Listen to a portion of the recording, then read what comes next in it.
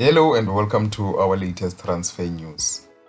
Orlando Pirates are set to sign Stellenbosch FC midfielder Mthetheli Mthiani and Richards Bay FC defender Sibangani Zulu. The Buccaneers have begun reinforcing their team ahead of the 2026-27 season as they look to maintain their local dominance and compete continentally. Ezimnyama Ngenkani won a treble in the season just ended. They won the MTN 8, the Carling Knockout Cup and the Betway Premiership. Winning the league saw them end a 14-year league drought.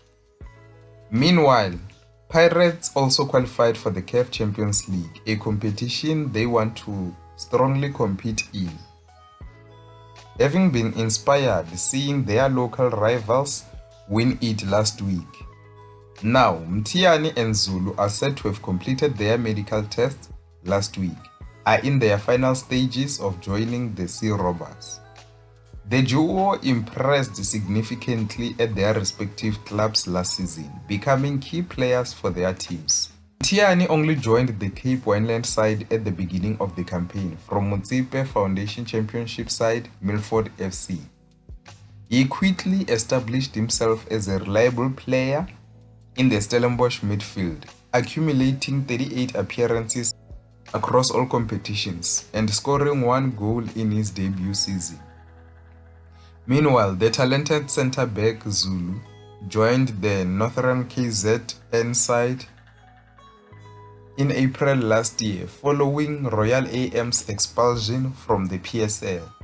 During his time at the club, he made 27 appearances, registering 1 assist in the process. These signings are said to give Orlando Pirates enough depth as they will be competing in at least 5 competitions next season and they want to defend their treble. Now, let me hear your thoughts. What do you think of these signings that Orlando Pirates have done? Are you impressed by them?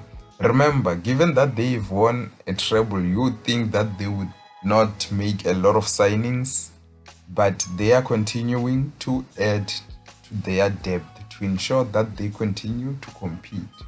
So do you think that these players are a good fit for Orlando Pirates or not? Let me hear your thoughts down in the comment section. That's the end of the news for today. See you next time.